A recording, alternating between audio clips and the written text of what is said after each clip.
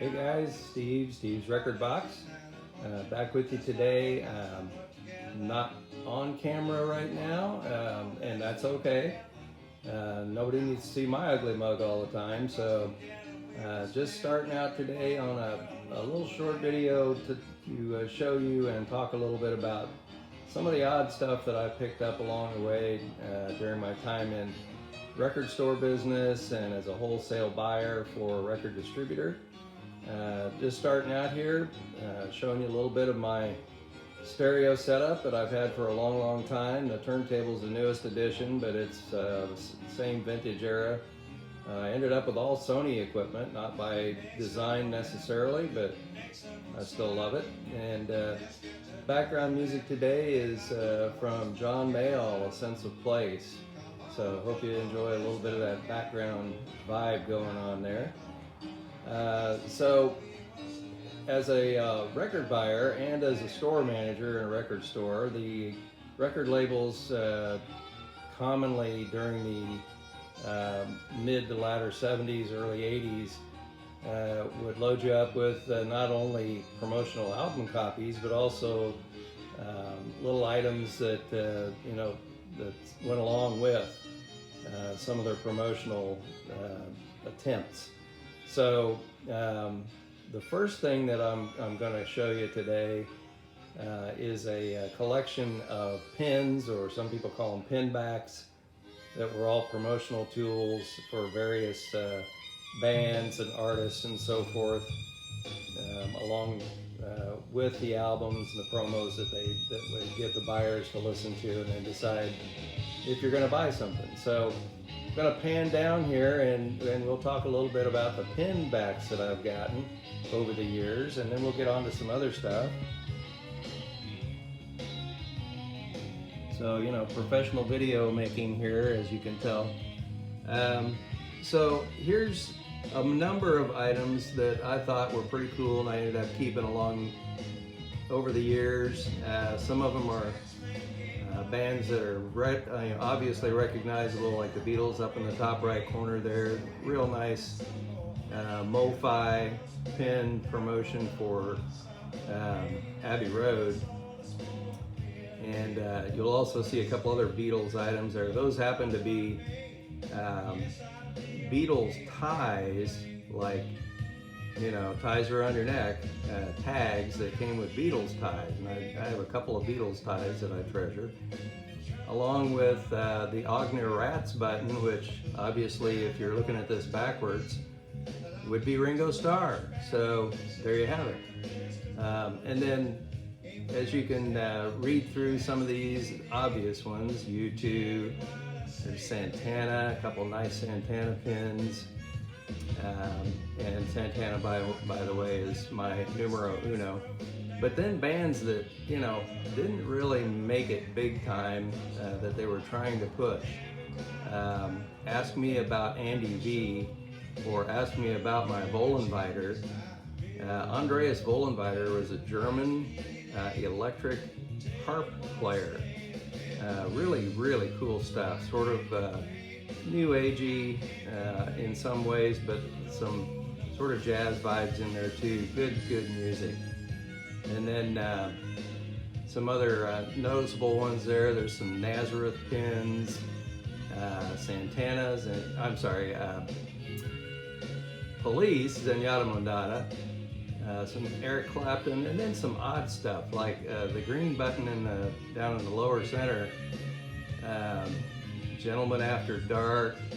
That was a promotion for a concert that was going on in the Indianapolis area with some kind of punk bands from that early punk era. So that's kind of cool. There's Ted Nugent down there, Billy and the Beaters, the Dregs. Kajagoogoo is one of the more creative. It's 3 separate buttons. Kind of a new wave band. Really good music. 3-button set of Split Enz True Colors, which is one of my favorites. And then down in this corner is one of my treasures, I'll say. This is an album before it's flattened out with the label attached for an Eddie Money album, Life for the Taking. Got to meet Eddie Money and the band at that time when that album was coming out, and was lucky enough to get his autograph on there. It says, "Dear Steve, best wishes, Eddie Money. God rest his soul and rest in peace, Eddie." So I kind of treasure that. The flip side has the guitar player in his band, Jimmy Lyons, autograph as well. So kind of a cool thing that I think is cool anyway, and maybe you do too. Hopefully so. So I'll kind of pan through there. You can see some of the stuff you might not have been able to see a little further away. Naughty Sweeties, again, some early punk in the area. Willie Nile, Quarter Flash had moderate success. Men Without Hats. The piano went up in the top left corner there, Joe Jackson. And one of my favorite bands that played last night in Indianapolis, the Psychedelic Furs. Wish I could have seen them, but you know, still fighting COVID around here. So anyway, there's a lot of the pinbacks that I've kept over the years that I think have some, you know, nice sentimental reasons for me to hang on to them, because it's an era that, you know, I worked through in the music business and still treasure. But then on to some other stuff that I just happened to pick up through the years, and one of the things that I really enjoyed picking up, and some of these are from when I was a teenager, are Beatles cards. And there's 3 stacks there. The lowest stack are parts of the Beatles cards that were released in 1964. So I've got, I don't know, 20 or so of those cards. They're not worth a great deal of money. They just mean a lot to me. And then the 2 other larger stacks are the Beatles collection of cards. It was put out in 1993, so they're not super old, but there's just a ton of great photographs, and on the backs of each one is kind of a description of what's going on in the photo and that type of thing. So to me, again, a real treasure trove of Beatles stuff. And then in the Beatles vein there, I also picked up a whole set of greeting cards that were put out probably, if I recall correctly, in the 80s. And they're all original artworks and done to individual songs. So in this little grouping here, you've got Help, Blackbird, I'm Looking Through You, and then we'll pan up to the music stand here.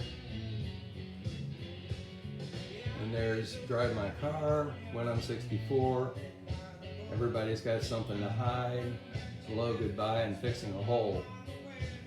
They're just fun as all get out.